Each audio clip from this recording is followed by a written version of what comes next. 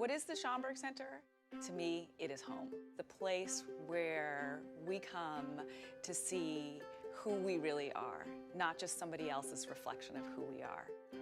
The Schomburg Center is a place of culture, it's a place of history, it's a place of knowledge. The Schomburg Center, to me, is a repository of all of the things that has documented our sense of worth as a people. For me, that means that it is a place of immense power.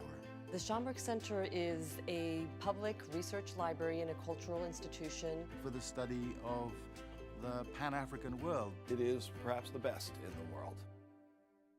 My Schomburg Center is Arturo Alfonso Schomburg. Arturo Schomburg said, Black history and culture and intellect exists at a time when most people didn't believe that. He collected those evidences, and that became the beginning of the collection. And it has expanded and has grown to where it is now a world-class institution. It holds over 10 million items.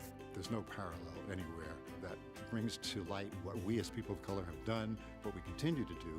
Black culture is all of culture. The universals that animate everyone's life happen here for all people.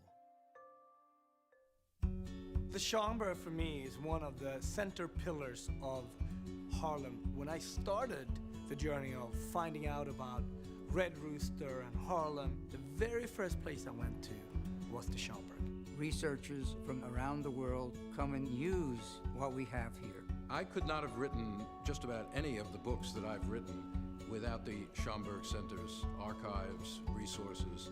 The Schomburg Center is much more than a library. We encourage lifelong learning and exploration.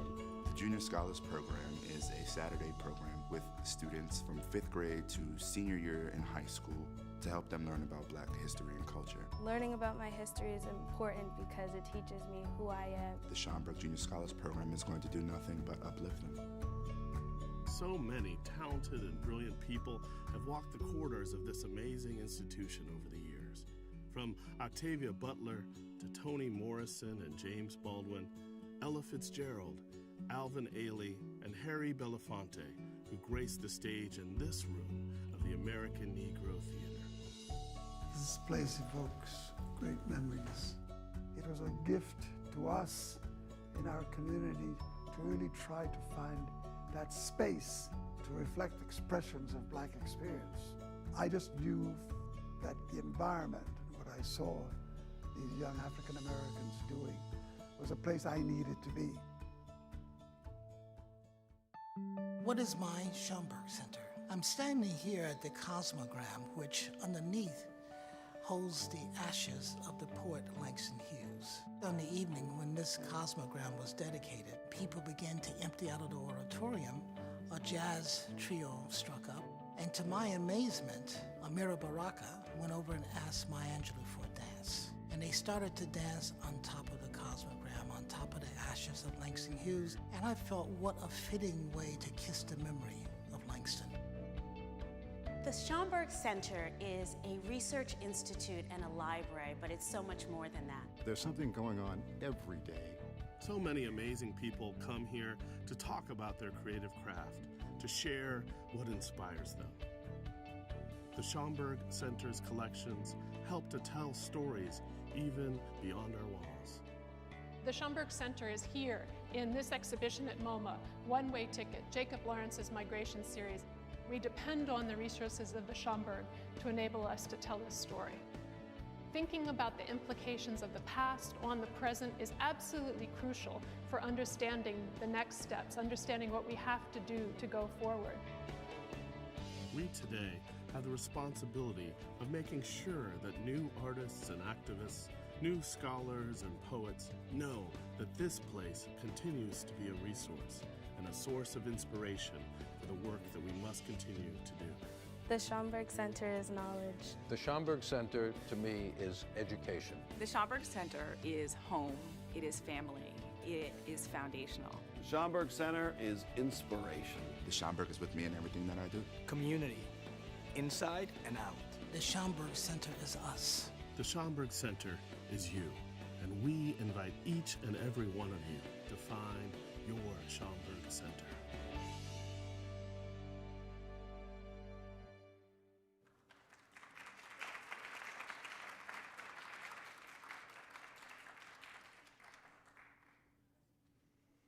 Good evening, everyone. My name is Betsy Smith. I'm too big for the microphone here. I'm the president and chief executive of the Central Park Conservancy. It's really an honor, actually, to be here. I've never been to the Schomburg Center before, so this was riveting to listen to its history. This is a very exciting moment for the Conservancy and the city. But before we get started, I wanted to, first of all, thank the Schomburg Center for hosting us here tonight. And of course, I want to thank the Mellon Foundation for their very generous support of our project. When we first heard about the Mellon Foundation grant, we were thrilled because it really dovetailed perfectly with the work that we had been doing in Seneca Village. So the Monuments Project, their Monuments Project is aimed at transforming the nation's commemorative landscape to ensure that our collective histories are more completely and accurately represented. And we're very honored to be working with them on this project. Before I introduce our next speaker, I want to acknowledge our city partners, some of whom are here tonight, the Parks Department, Landmarks Preservation Commission, the Public Design Commission, and the Municipal Archives. And I also want to thank Sarah Cedar Miller, the Conservancy's longtime historian and now historian emerita, who's done a tremendous amount of work publishing the research of Seneca Village, some of which is found in her latest book, Before Central Park. And Marie Warsh, who was also a Conservancy employee and who laid the foundation for so much of the work that we've done. Now I'd like to introduce Shatik Mitchell, our Director of Civic Engagement here at the Central Park Conservancy. So Shatik, and thank you again to the Schomburg for hosting us.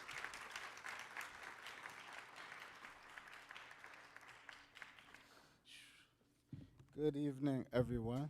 My name is Shatik Mitchell, Director of Civic Engagement at the Central Park Conservancy. Before I begin, I just want to acknowledge a few of the elected official officers who've came and lent their support. From the Office of Special Narcotics Prosecutors Office, Bridget Brennan, she sent a representative, as well as from the Office of our Manhattan Borough President, Mark Levine, has also sent a representative. It is an honor truly to welcome you all to the Schomburg Center for Research in Black Culture, one of our most treasured institutions dedicated to preserving and uplifting Black history, scholarship, and culture.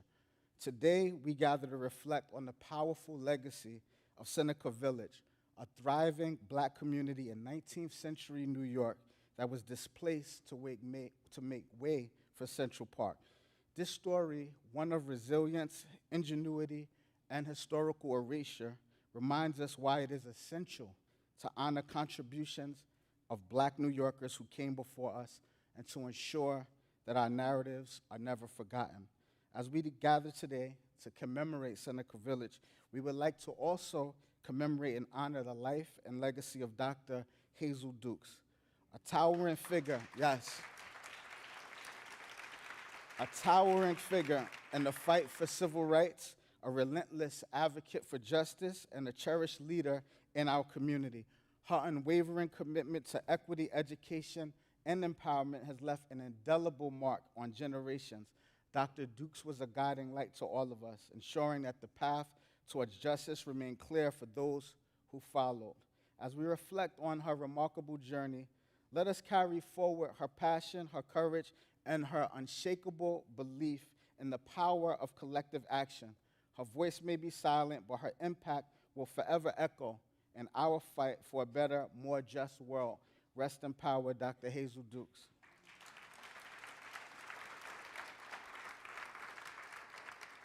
In that same spirit, we are privileged to have with us today true champions for Harlem and fierce advocates for justice, equity, and the preservation of Black history, who have dedicated their careers to uplifting our communities, advocating for affordable housing, quality education, and public health, while also ensuring that Black voices are at the forefront of policymaking in New York City and state. Coming from the village of Harlem, they have fought tirelessly to preserve our history and ensure that our stories are told with dignity and truth. Harlem, please join me in welcoming our New York City Council member, Yusuf Salaam, our New York State Assembly member, Jordan Wright.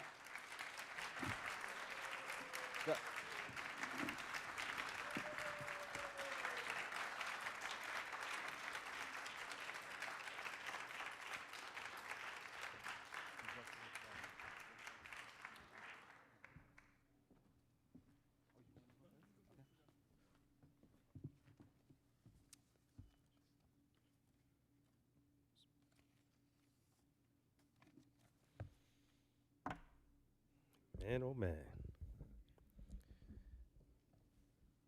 It's Ramadan, so I'm going to say assalamu alaikum wa rahmatullahi wa barakatuh. And for the folks who said, what did they just say? That's what I usually say is, may the peace, mercy, and blessings from the owner of all peace, mercy, and blessings be upon each and every one of you and your families.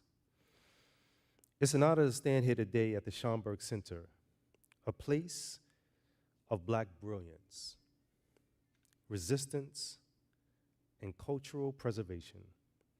As we embark on this important journey to commemorate Seneca Village. Seneca Village was more than just a community. It was a beacon of Black resilience and self-determination. In a time when owning land meant having a voice, our ancestors built homes. They built churches and they built schools. They laid foundations for futures they could only dream of.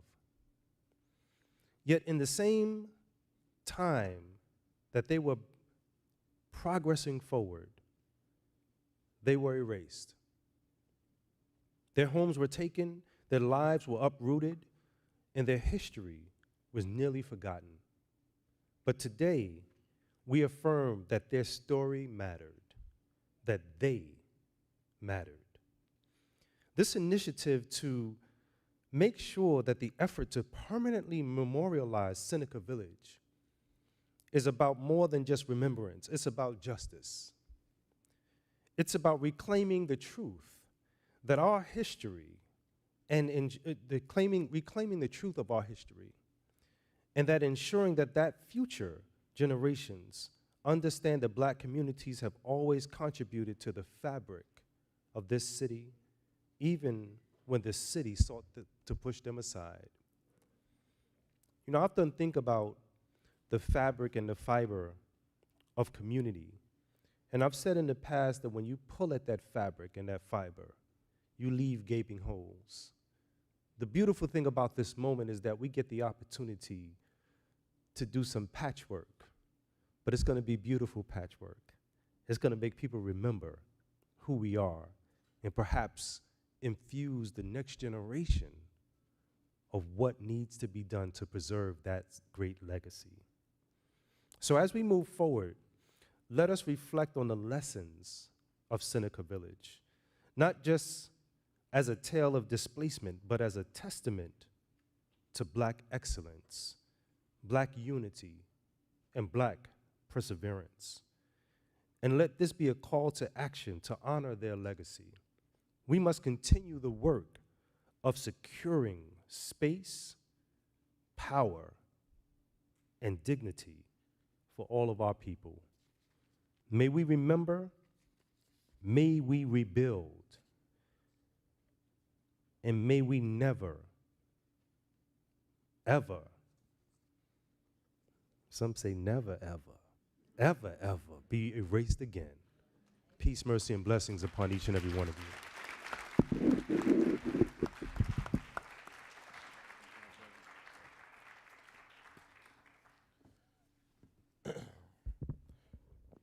I don't know if anyone here was at the homegoing for our dear Dr. Dukes, but Governor Hochul made a bit of a stink about Hazel, because Hazel planned her own funeral, about having to follow Hillary Clinton.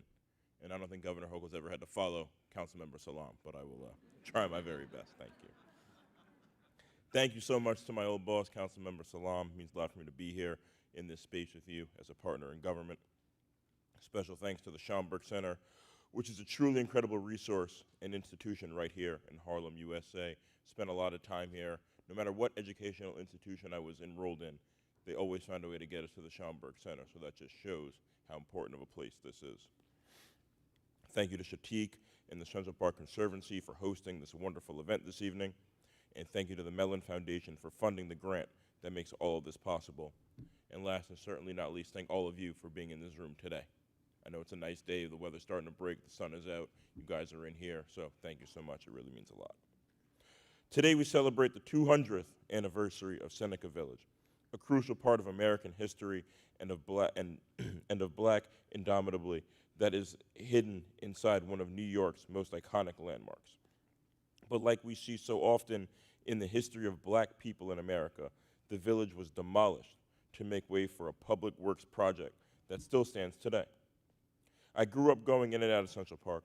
It was a big part of my childhood, going from the east side to the west side, up and down, and I'm proud to represent part of the park in my assembly district.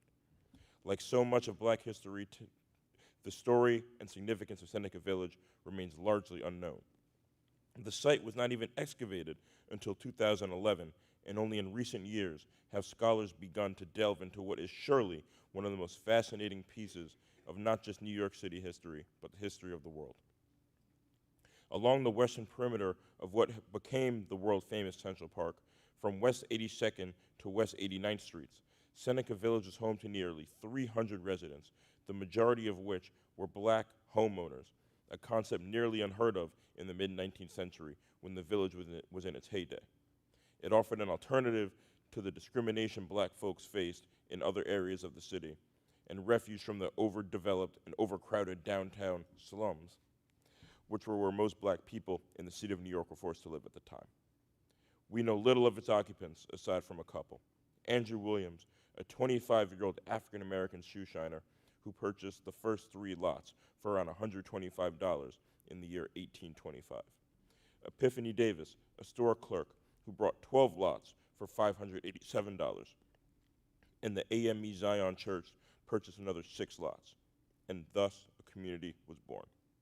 There were even black women landowners in Seneca, proving what we already know, that black women break down even the most impossible of barriers. We know that prior to its demolition, Seneca Village was unique in that it was one of very few black enclaves in existence at the time. I stand before you a proud son of Harlem, a village in its own right, one that has much in common with the historic Seneca Village that we are here to celebrate today. Harlem has served as a mecca for black people around the world seeking to escape persecution and live among their peers in a neighborhood that has celebrated blackness since its inception.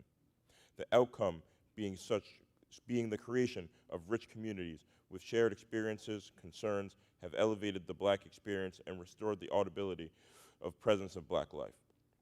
As we all know, certain narratives in history are lost or so whitewashed over time that they become unrecognizable. We must use all the resources at our disposal to unearth the details of our history, be it in Harlem, Central Manhattan, Seneca Village, or anywhere else across the globe. We must celebrate and study these moments from the past to ensure that New Yorkers know that black people prevailed to achieve what was often simply handed over to white folks. We must learn from our mistakes of the past. When Seneca Village was destroyed, we lost an invaluable part of our collective history. And lest we forget, being pre-Civil War, village residents lost even more than their homes and their homegrown community when it was raided. They lost the land, which meant they lost their right to vote.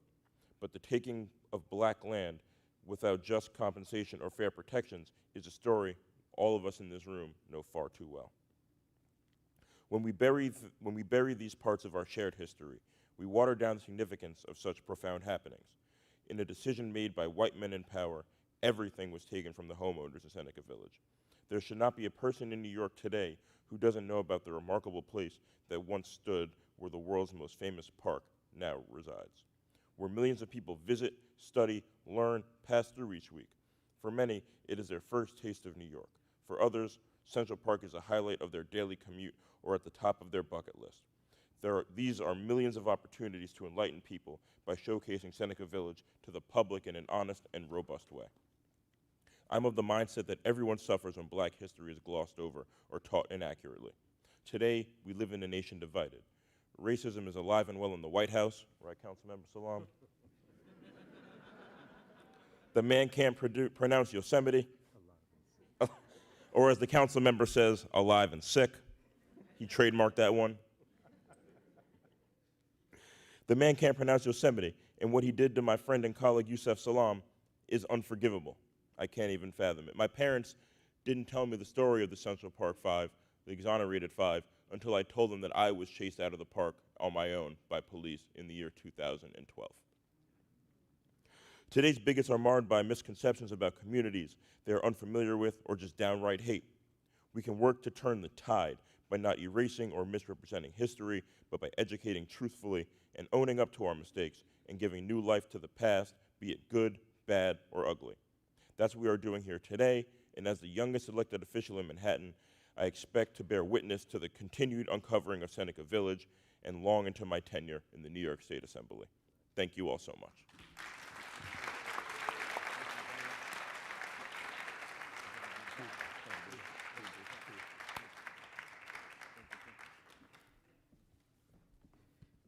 Our great Harlem elected officials. At this time, I would like to bring to the stage and introduce our very own Central Park Conservancy board member, Toya Williford.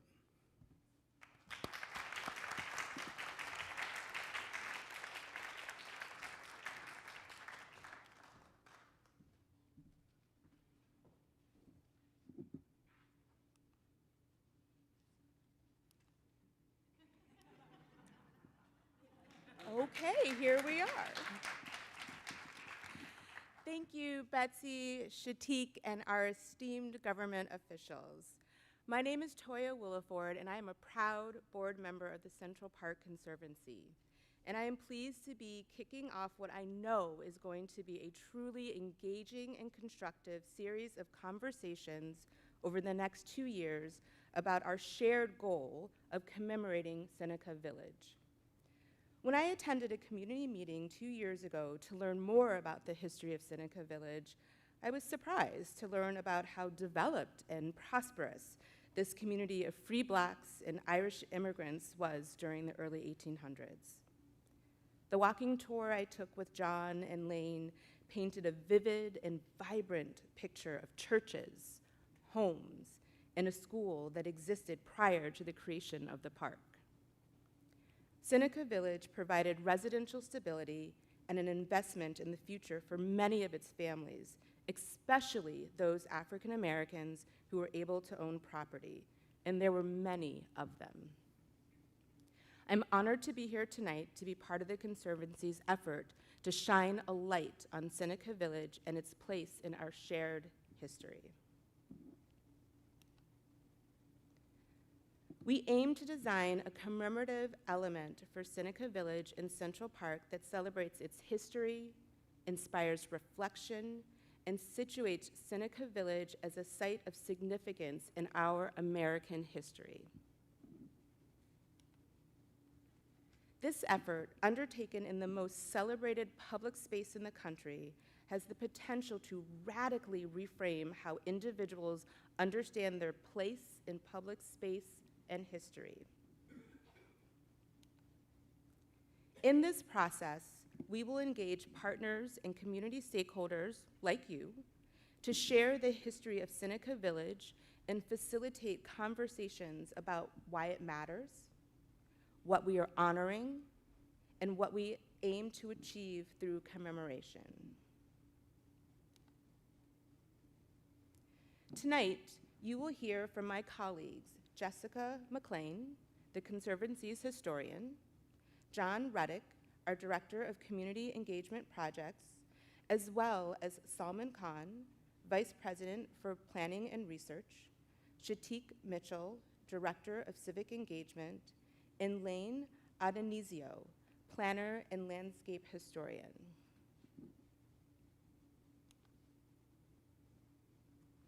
I want to recognize some key individuals and organizations, many of whom are represented here tonight. AME, Zion, and All Angels Episcopal Church, 2 of the 3 Seneca Village churches, Ariel Williams and Mariah and Andrew Williams IV, descendants of Andrew Williams, a young black shoe shiner who bought the first 3 lots of what would become Seneca Village on September 17, 1825. The late Cal Jones.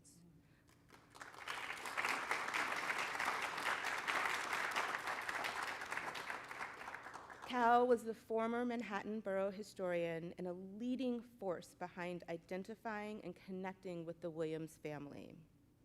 The Institute for the Exploration of Seneca Village History, Cynthia Copeland, Nan Rothschild, Diana Wall, Herbert Senore, and Meredith Lynn, whose decades of research in archaeology serves as a foundation for this project.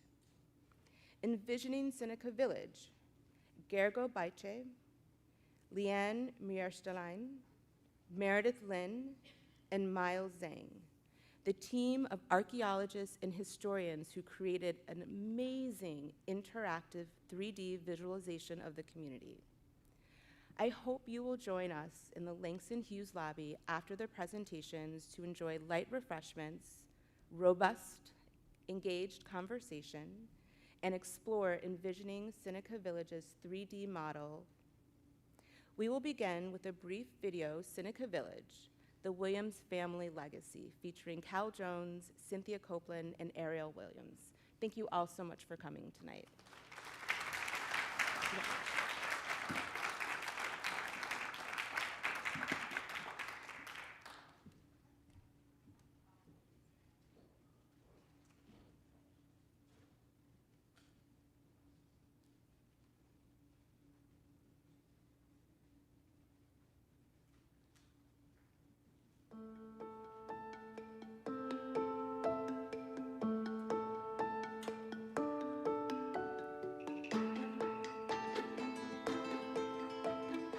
Seneca Village was a community of African American, Irish, and German immigrants that existed in the 19th century in an area that was known as the Pre-Park area. It was roughly between 82nd and 89th Streets, between 7th and 8th Avenues in New York City. There were about 300 people that lived in the community, particularly towards the end, towards its demise. And we've been on this mission to find descendants to help tell this story.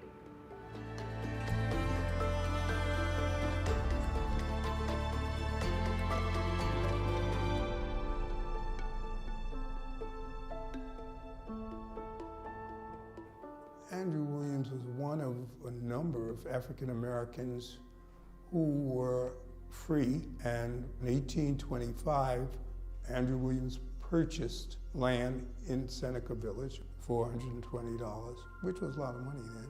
Andrew Williams was one of the early settlers of Seneca Village. He was there in the very beginning and he was there at the very end. He was a bootblack, he shined shoes for a living. Later he was a cartman. And he was someone that we were really, really interested in and really wanted to try to make connections.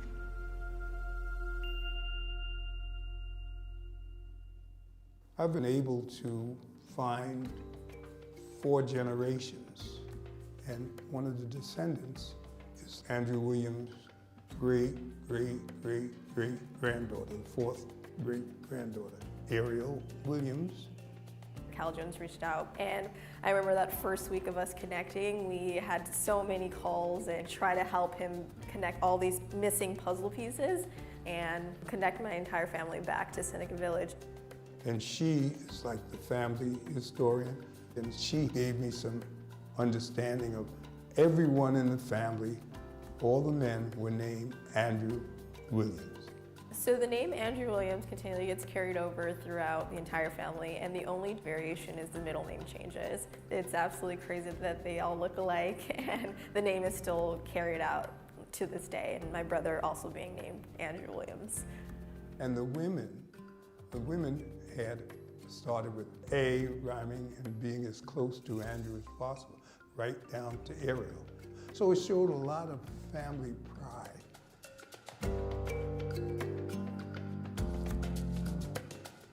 Andrew Williams was not a formally educated man, but he's a sharp man. You could see it in the moves that he made.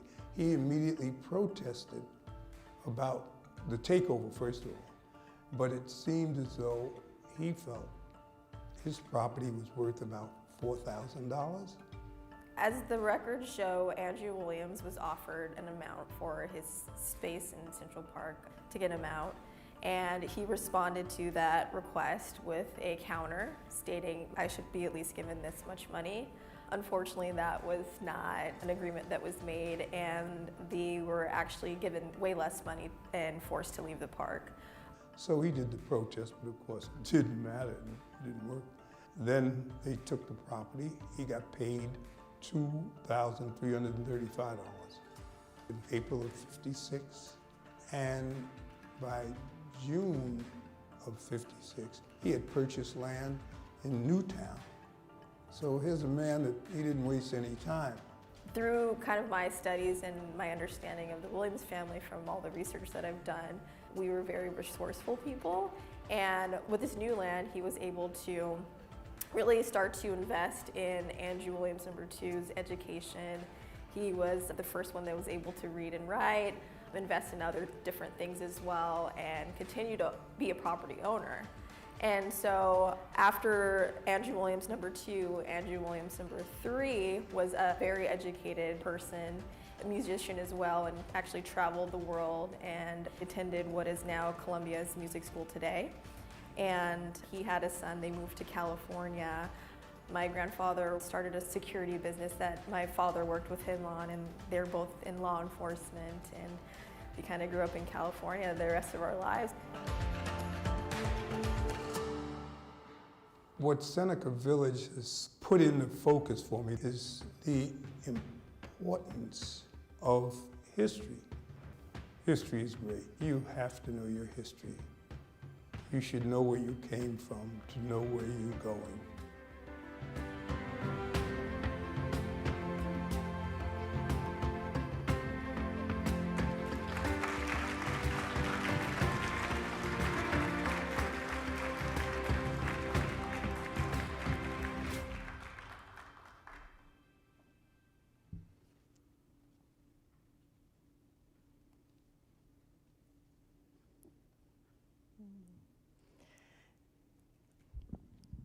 Good evening, everyone.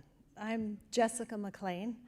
I joined the Central Park Conservancy in September as the new historian, and it's an honor to be here with you all tonight. I'm going to use my time to provide you with a brief history of Seneca Village and how it came to be erased from the present landscape.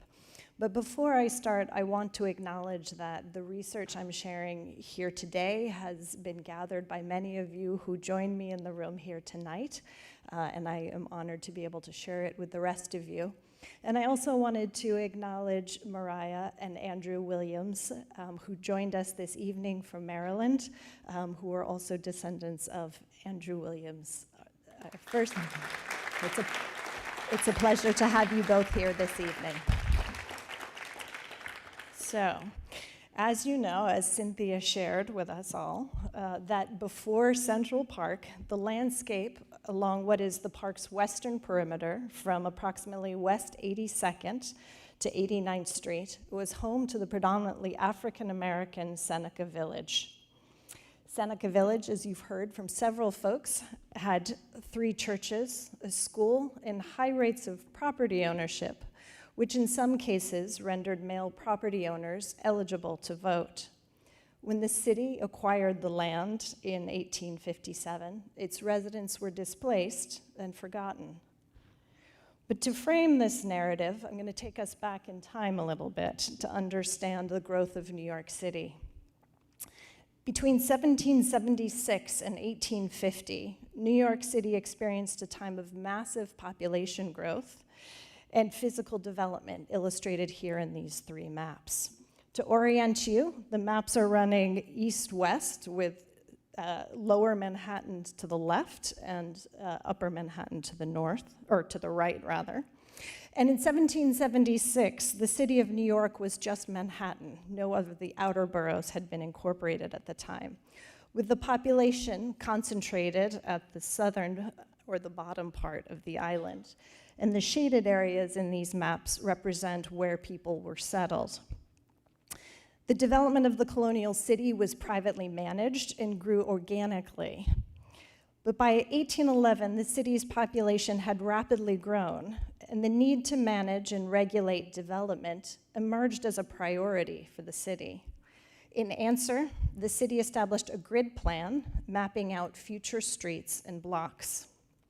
The opening of the Erie Canal in 1825 cemented New York as the preeminent port in the Northeast, and immigration to the city skyrocketed. And then by 1850, the city had expanded northwards to 30th Street, and the street grid had begun to be physically carved into the city.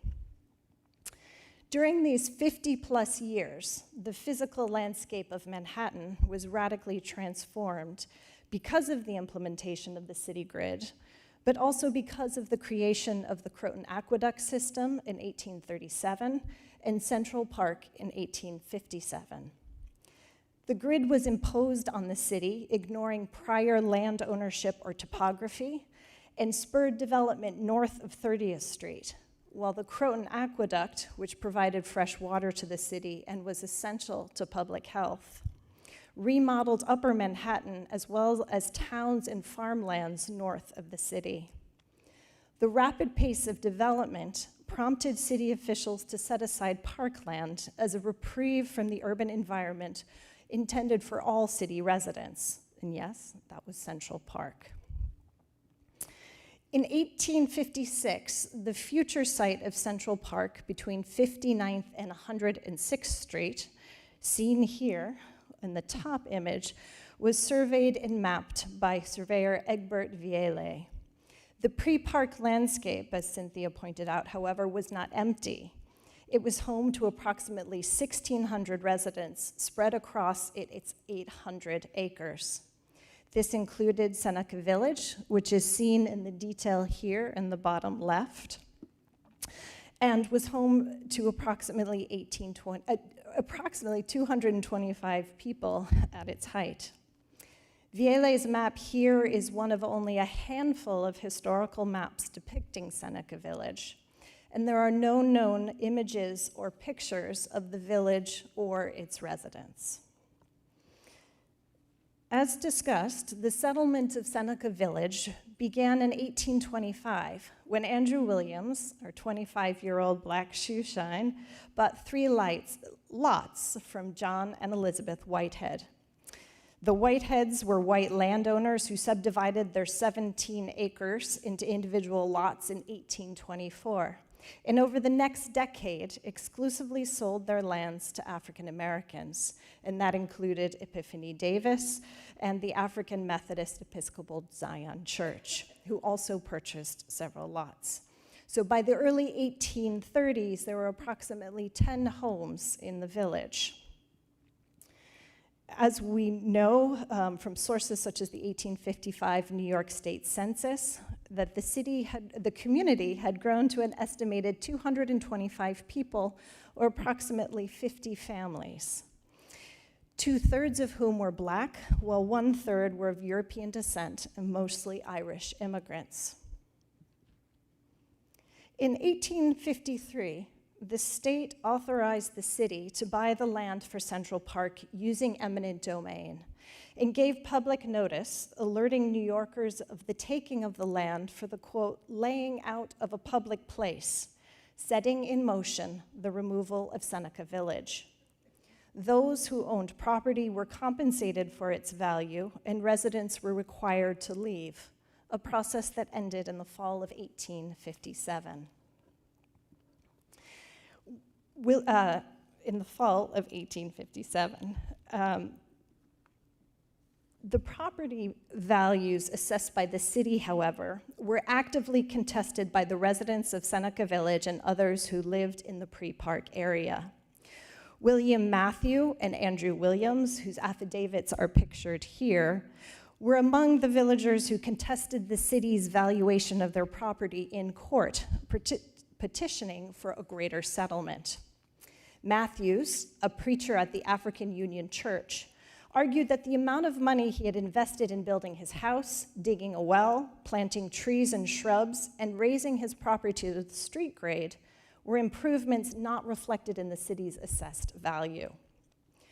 Researchers examining compensation paid to landowners across the park's 800 acres have not found inconsistencies between how property in Seneca Village was assessed as compared to property owners in other parts of the park.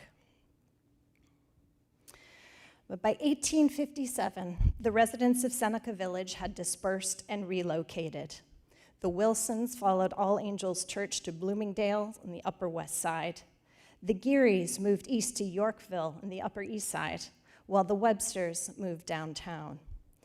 The Dunn family relocated to Harlem, the Williams family went to Newtown, Queens, and the Landons moved across the Hudson to Monmouth, New Jersey. Each family was forced to rebuild lives and community networks, an already difficult process made more so by the structural racism impacting Black communities in the mid-19th century. The construction of Central Park began in 1858, clearing of the land and the demolition of buildings. By the time this section of the park was completed in the early 1860s, no clear traces of Seneca Village remained. As the building of the park was underway, so too was the remodeling of the surrounding landscape as the street grid moved northwards. You can see here on the left, 2nd Avenue, looking north from 42nd, being cut through the existing hills, which lowered the street level and removed homes in its path, while stranding others high above the newly laid streets. I always marvel at this addition of stairs that this family added to get up to their house.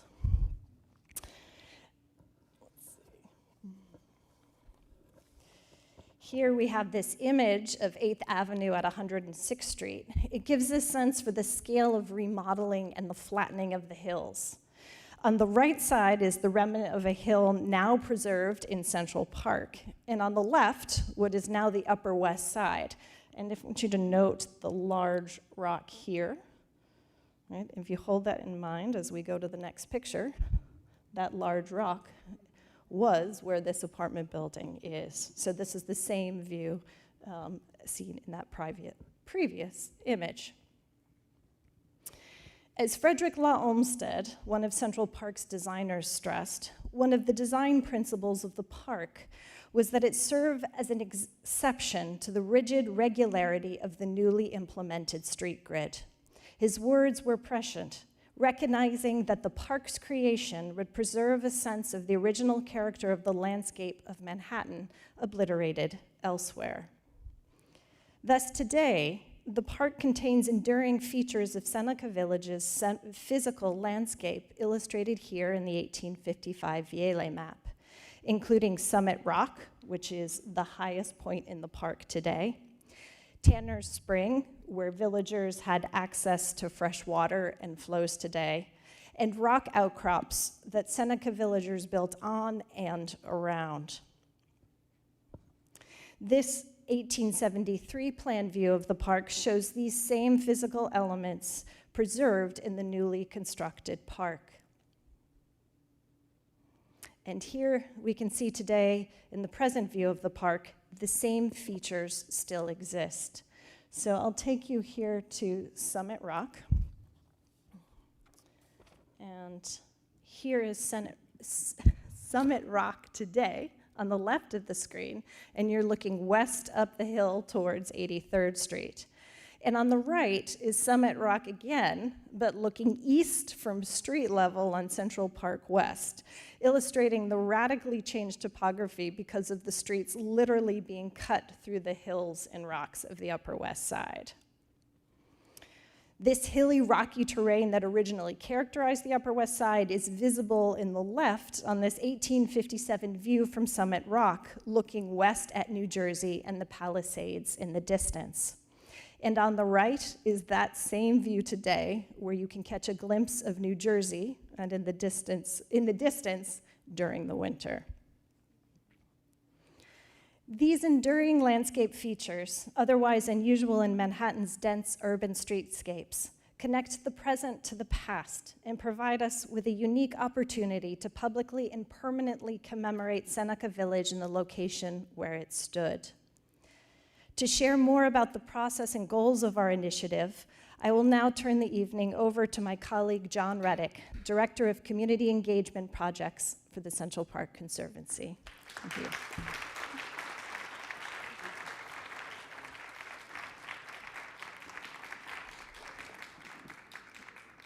Good evening.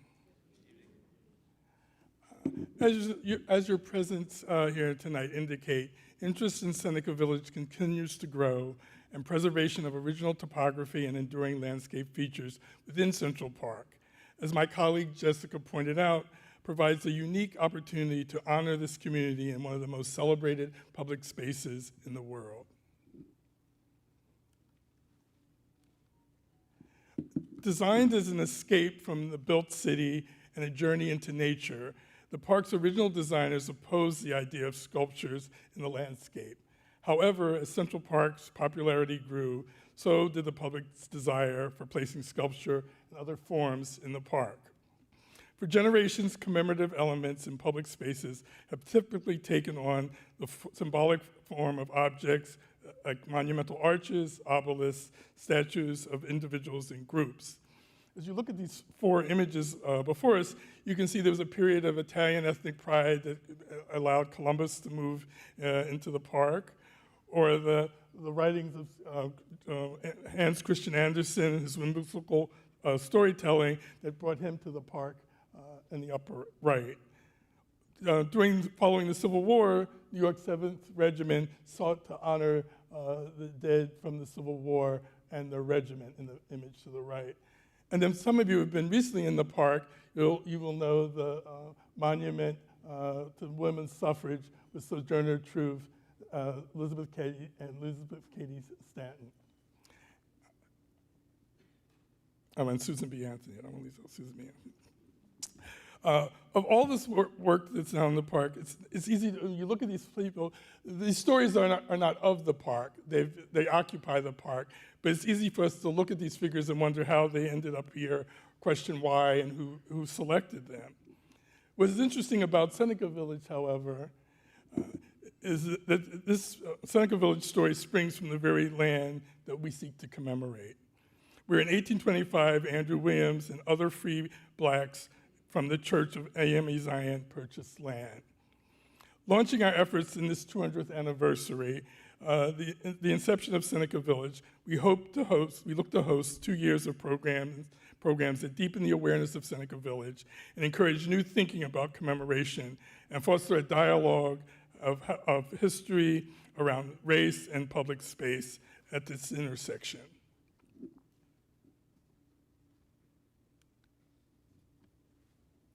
As we advance this effort in pursuit of conversation, we look at the park's, we'll be looking at the park's origin, purpose, and role in urban life, and consider commemoration in public space. Our hope is to foster a broader understanding and a shared foundation. In crafting that shared foundation, we look to bring to life critical issues and discussion. Who lived in Seneca Village, and what do we know about the daily life of that community? What is the legacy of Seneca Village? Its descendants, like we talked today, its surviving institutions, its churches, and also what the site says to those relationships in the park. What can Seneca Village help us understand about the history of African Americans in New York, especially in this antebellum era?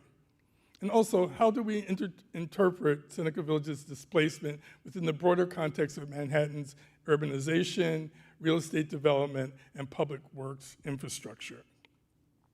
In this phase, we look at all these topics in a broad and educated way and engaging all aspects of the public in this discussion.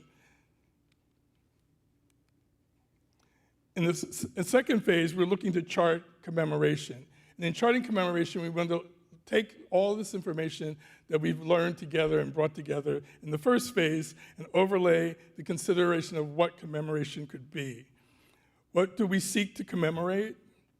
Who is represented in public space and why, compared to the other figures that we saw earlier? What do we want to extract from Seneca Village's history and the players we would like to put forward?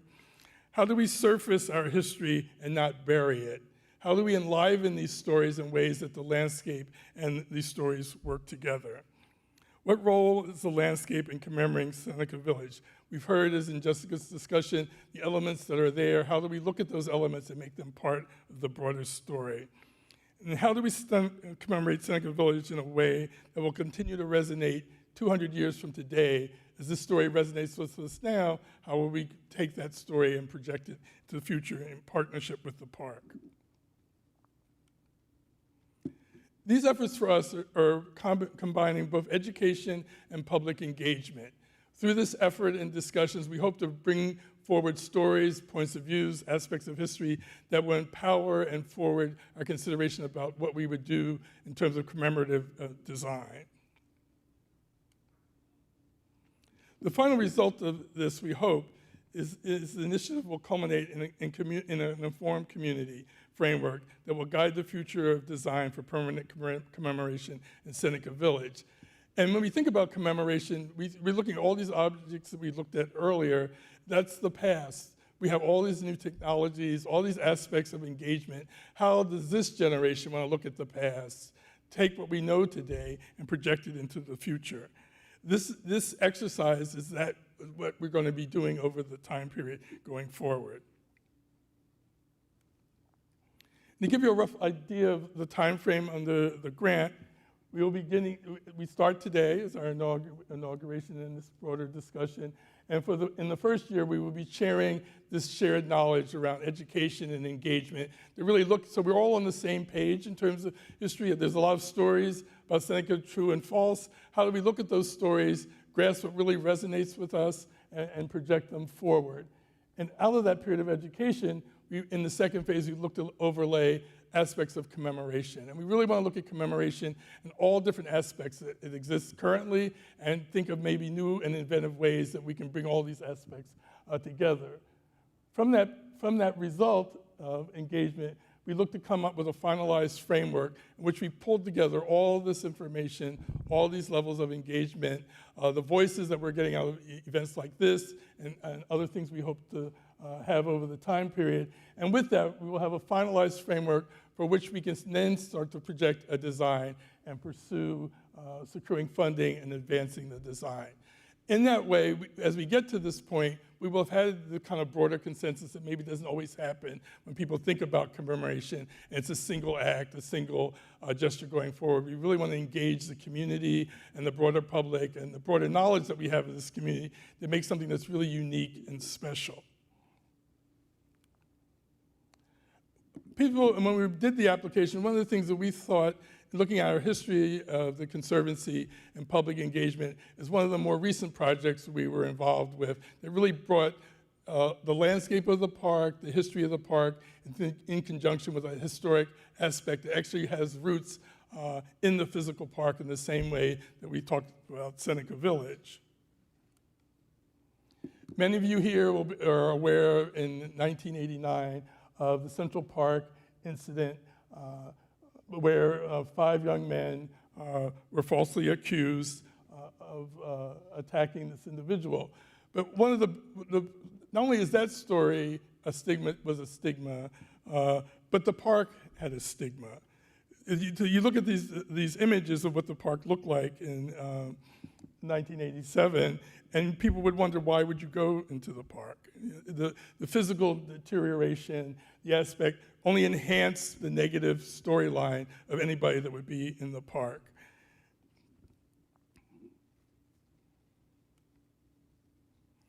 In the time period that would follow, the Conservancy would spend time to really look at what that issue and the deterioration meant to the park, and to really craft what we felt was one park with a quality of restoration that reflected both caring and respect for the communities that use the park.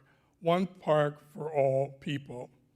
So in 2021, when we were approached by Community Board 10 and representatives of the now exonerated 5 men, it was made clear to us that though the stigma of the physical park had changed, there remained a scarring and unresolved issue between the community and the park as it related to the wrongfully convicted young men and also residents of the park. The prior picture in the image, it was still our neighborhood park. There might have been glass in the pool and burnt-out buildings, but that was the closest place for families to recreate and engage with nature. And so that incident made people in the neighborhood not want to go, feel that it was no longer their park, that they were being targeted and marked like the elected official mentioned earlier, and somehow they felt distanced from the park. So when we were approached with this, we really wanted to listen to what was being talked about, what was being considered, and how we might advance their desire for some aspect to bridge this scar in the park. And fortunately, amongst our staff, we have a very knowledgeable staff of the history of the park. And this colleague referenced to the group in our discussions that did we realize that the historic names of Central Park's entrances were meant to represent the whole people of the park, extended to each and every citizen, respectful welcome. And you can see here, and maybe some of you go around the park and haven't even noticed, but there's engravings of 20-some odd entrances that really speak to not famous people, not a politician, but the people who make up the citizenry of the park. To the top left is known as Artisan's Gate. Artisan could be a weaver, or it could be a stone cutter, a perfected skill contributing to the city. Or to the right, you'll see Merchant's Gate. It could be a grocer, or it could be a banker. So it's looking at the breadth of what those professions could be and embracing all that participated. On the lower left, you'll see Scholar's Gate. That could be a teacher, a doctor, a lawyer, someone who had pursued a higher level of education to execute his skills. And then finally, one of the ones to the north, I find interesting, I only learned about that in my work here, there's a Stranger's Gate. And a stranger's is for a visitor or someone maybe not yet a citizen to New York to know that he too was welcome to the park.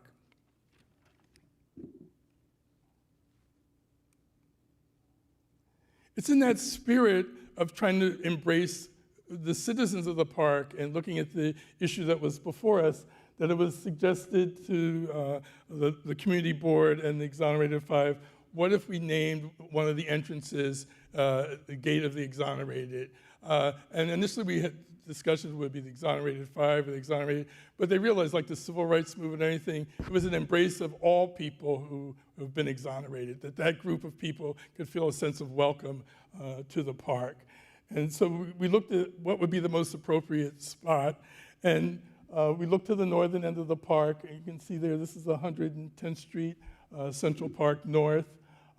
What better place at the juncture of one of America's most famous streets, Fifth Avenue, with one of its most famous African-American communities, Harlem, and its most famous park.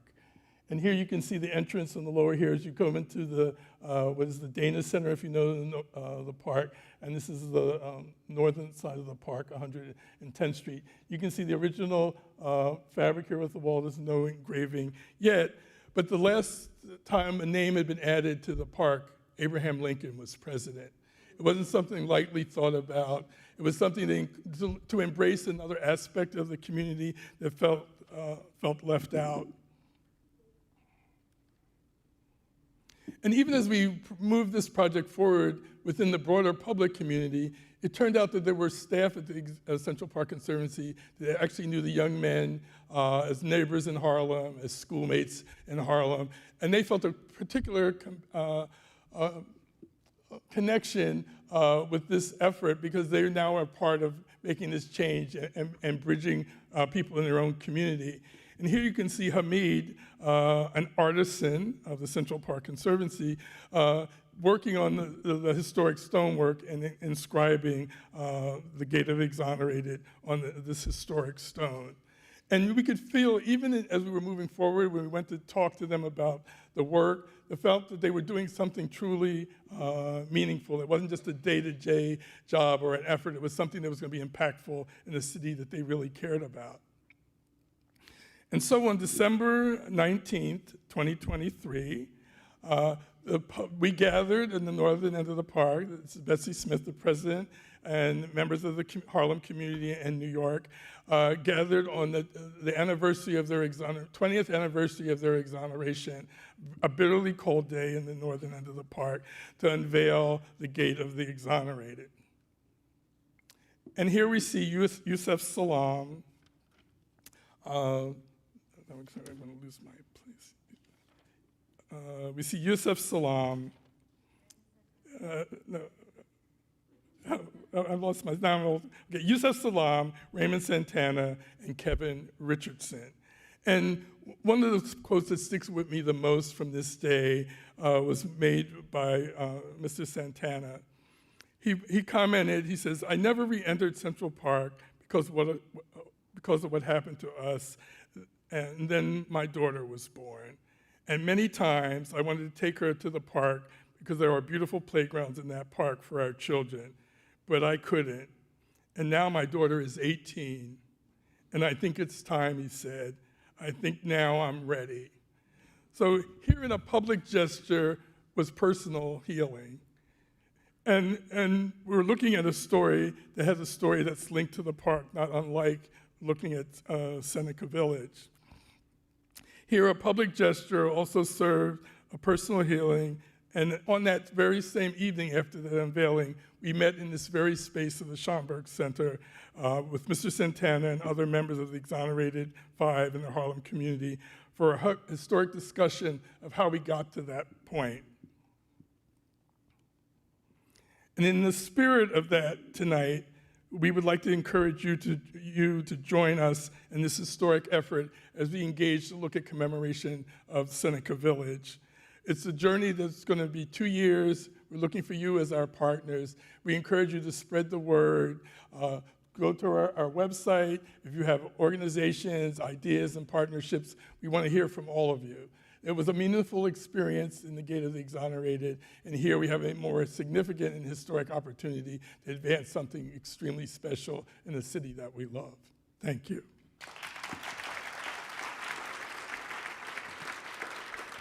Now, my colleagues will join us. Dr. Jessica McLean, who you heard speak earlier, also Salman Khan, the Vice President of Planning and Research, and Lane Adonisio, planner and historian. If you join me on the stage.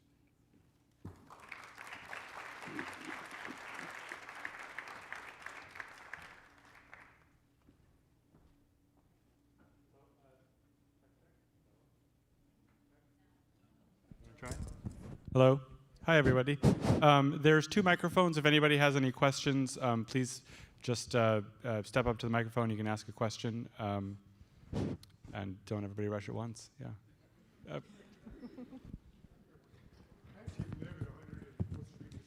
Could you go to the microphone? Do you mind going to the microphone? Sorry about that. Is that Cornelius?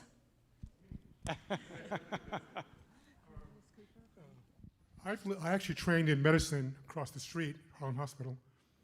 I call myself a New Yorker by choice, not by chance. Grew up in California. And I actually liked the park back in the day when it was not so sweet because it was quiet. But I was a birder, and I would go to the north end, and I'd walk around some of those desolate areas, and it had its own charm. Saying that, I'm very much in favor of the changes. Listening to your presentations, which I thought were wonderful, I had a few thoughts. I was really impressed by how well a boot black could do. So it must have been some really nice shoes that he was shining in order to have a piece of property. I think it'd be interesting to understand a bit about where he stood within the community in terms of socioeconomic class issues. I also thought it'd be interesting to have some sense of what the connection was between the black folks living in the park and the other folks living in the park, particularly in this moment of great social divide and the use of race and ethnicity and gender, whatever, as marks of division. I'm wondering if there was some connection between those other communities, because they were a large part of that population that was displaced. So that's kind of, I think that's kind of what I would think would be interesting to add. The last thing I think, I just came to mind because I actually read an article today in either the London Review of Books or the New York Review of Books, I can't recall which one, about Native Americans and whether there's, in terms of a memorial of some sort, is there a place for us to all recognize the initial violence against Native Americans, and whether there's some place for them to have some sense of representation. So that's kind of my rambling thought piece here. Cornelius. Thank you. We've had that. Maybe we start with the second question first, because that's something we've discussed quite a bit. Somebody has to remember them all. I always have a hard time with that, but okay. I think the second question was about remembering Native Americans and the sort of original community that was removed from the land. I don't know, Elaine, if not to put you on the spot, but this is something we've discussed before. I mean, I think in terms of the question of we have had some dialogue with the Lenape Center about, and John, you participated in that, so maybe. But so just in terms of the relationship specifically of Indigenous people in Central Park specifically, we have never identified any archaeological evidence or artifacts. We do know that Indigenous people would have hunted and gathered in the park. There's a trail that goes towards the northern campsites through the northeast corner of the park. And so I think it's an ongoing discussion in terms of in what form do we interpret or recognize or commemorate. There's not a specific location or a specific necessarily place in the park, although there are kind of some landscapes that might be evocative of and that Native Americans would have used and passed through. And I think taking that also with considering with that also what does that culture think about forms of commemoration, and so I would say that's an ongoing discussion. Who remembers the other two questions? The other question was about the interaction between the communities within Central Park. The pre-park, I should say. All Angels had a mixed membership, and there was intermarriage across race. The church, All Angels? All Angels, yeah. And then I just love, Andrew Williams is my favorite person because when he protested, he makes an X. And yet, when you know his church membership and the members of AME Zion were some of the reigning intellects and business people in New York, and you realize whatever they were doing, he did it. Yeah. You know, he had enough street smarts to kind of say, if they think it's worth buying this lot, I'm going to buy this lot. And a lot of them never lived there, but he really sunk his fortunes on that spot. And so to see his arc of how he probably got there, how he got the information, how he worked and sort of moved within the system. To be a carter, in the end, it was like politicians became carters. There was a gateway like the Teamsters to get into the city. So these are the kind of stories, like at the end of all this, I would love to see 1,000 books, 100 movies, because there's all these different stories that are so much richer than, you know, some of the singular stories we hear over and over again. There was families, there was a life there that's extremely rich, and trying to capture that's our challenge. Mm-hmm. And what I will add to what has already been said here is sort of a plug for our upcoming programs, that in this next year we're going to be holding programs that are going to be addressing these sorts of questions, part of setting the scene and understanding the context. To answer the question about what does it mean to be a black shoe shiner in terms of class is a much larger conversation. And part of the structural racism that I referenced, what it means to be black and of middle class is very different than what it means to be a white individual at the same time period who is of the middle class. So we will be hosting a program that will be talking about that sort of thing, in addition to going into more context about the relationship between the Irish community members and the black community members, because we do know more about those relationships, and it's one of the things, there's so much research still to be done, but that these programs will give us a chance to share with you in more detail, where tonight was much more sort of scratching the surface and laying forth what is to come. So I would invite you to come back to these conversations and these additional programs. Yeah, I know we're running a little bit behind. I know there's another question. Maybe we could take one more question up there. Hi, my name is Sarah Baggs Eastwood. I'm a member of All Angels Church, and I'm also a high school history teacher, and I've developed a week-long, in-depth exploration of Seneca Village that I teach to my 9th graders in public high school in Manhattan. And so each year I have them learn about the history, take on actually roles of the original inhabitants of Seneca Village that I derived from the census records. And I also take them to the site of Seneca Village, and I've really appreciated the interpretive signs that are placed around the park. But my question is, I know that those were supposed to be a temporary exhibit, so I'm curious if there are plans for every year right before my field trip. I'm like, those signs better still be there because I have planned an entire photo scavenger hunt around them. And I have a vested interest in making sure there's some permanent commemoration so I can continue educating kids about this. Lane, do you want to take that Sure, one? yeah, thank you. Thank you.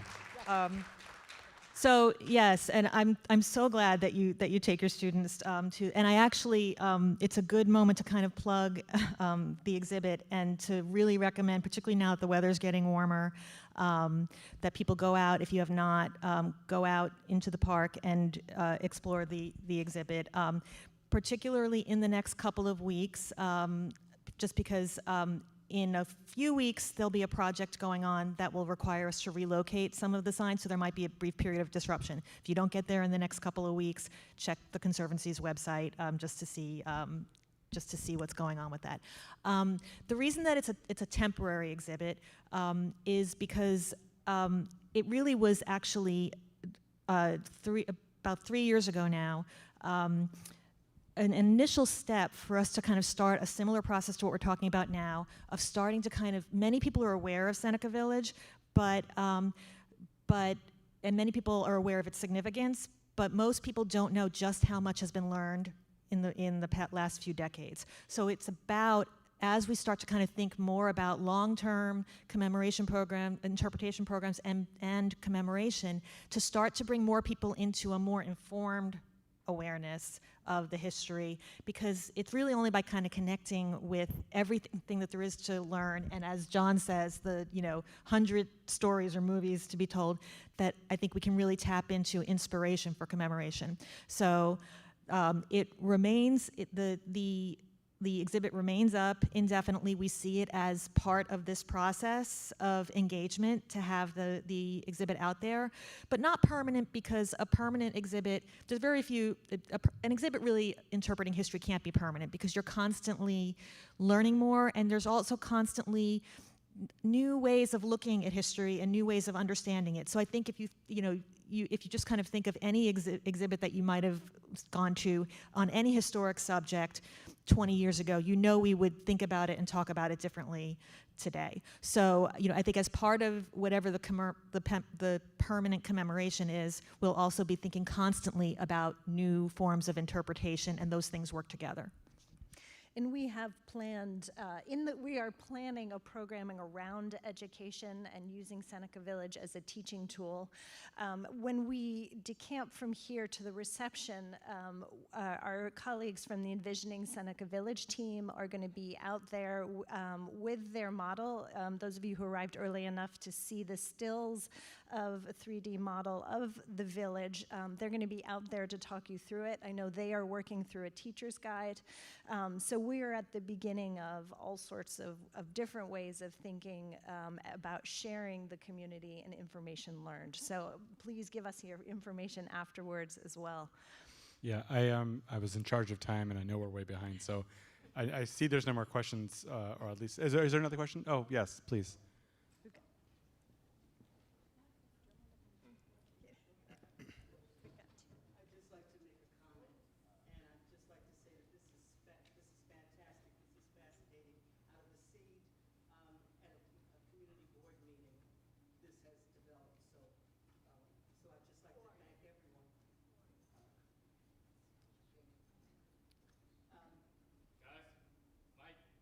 So I'd just like to say thank you. I'm Karen Ory, former chair of the Parks and Recreation Committee, and this is just fascinating that this has come to this fruition. Thank you, everyone, so very much. Thank you. Oh, yes, is that one more question? Hello? Yes. Maybe just more of a comment, or maybe a question too, but I've been reading the Historical Society's book, Slavery in New York, and I would really be interested to know how these people became or were free as part of this project. That's a great question. Jessica, I don't know if you want to speak to No, that at all. well, I think that will be one of our program subjects. Yes. Yeah. So stay tuned. You're talking about how, I'm sorry? Go ahead. Oh, the question was how people became free in New York? Yeah. There's a process. It was.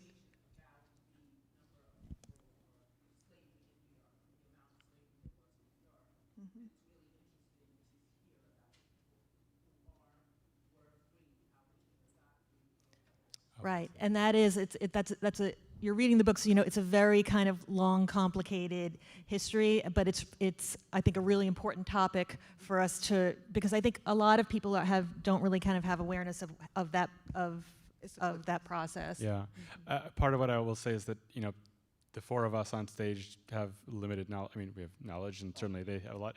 Part of the goal here is to engage with people who have expertise in very specific topics, and that's part of the reason we want to invite this group here. So we do want people to reach out to us if you have an area of expertise, and you know, we have an archaeologist, but any other areas, we would love to hear from you and develop programs to answer some of the questions like what you're asking. We really do want to explore those over the next couple of years. I see another question. Yes, please. Just a quick question. Cheryl Smith on Community Board 10 as well, and is with Marcus Meets Malcolm. I just had someone ask, are children involved are children able to participate in a study group? Yes, absolutely. We're planning children's programs.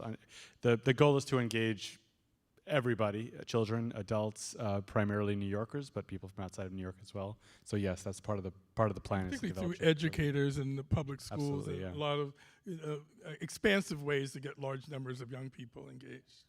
I think we had one more question. What? Yes, please. I'm just curious of when your organization found out about Seneca Village and how long it took for you to actually take action and what challenges you actually break ground in Central Park. The question for everybody was when did the Conservancy first learn about Seneca Village, and how long did it sort of take to get to the point where we're at? Go And ahead. I would say we know that the Conservancy was founded in 1980, so it goes kind of with, we know the Conservancy had some awareness in the mid-1980s because in the Conservancy's initial analysis of the park for the restoration, which included studying the pre-park history, there's a reference to Seneca Village. I have not been able to figure out where we knew that from, or knew of it from, because generally the sort of rediscovery publicly of Seneca Village's history was with the book The Park and the People, which came out in 1992. So it was, and out of that, there's an exhibit that Cynthia worked on at New York Historical, and I think, you know, it's really from that point in the mid-1990s that the process of so many people looking from so many different perspectives at the history. For the Conservancy, it has largely been, for many years, doing historical research with documents or archaeology in connection with doing restoration projects, so as not to, so as to be sensitive to archaeological resources. And more recently, in the more recent decade or so, working with facilitating the Institute for the Exploration of Seneca Village History's work, archaeological research. I want to make sure we get sorry, is there another question? Please, yes, go ahead. Aside from Tanner Spring and the natural outcrop that Jessica mentioned, is there any identified old growth that would have been there during the period of Seneca Village? Did you hear the question? Are there, the question was, besides Tanner Spring and Summit Rock, are there other? You're talking specifically vegetation. Trees? Yeah. Yeah, and I think we're kind of, there's kind of no trees that would have been from that period. There is an ability to, and this is not my area of expertise, and I think some of the folks in here, in this, have a little bit more expertise, but to study, to sort of study the soils and remnants and the biological matter to get a sense of to sort of try to reconstitute the kind of ecological history of the site. I want to thank the Schomburg so much, Casey in particular. Thank you. The Mellon Foundation. Thank you, everybody, for coming tonight. We really do want to hear from you. Seneca Village at centralparknyc.org if you have any thoughts, ideas, questions. But we hope you'll join us outside for food and join drinks. us in the lobby. Yeah, in the lobby. Thank you.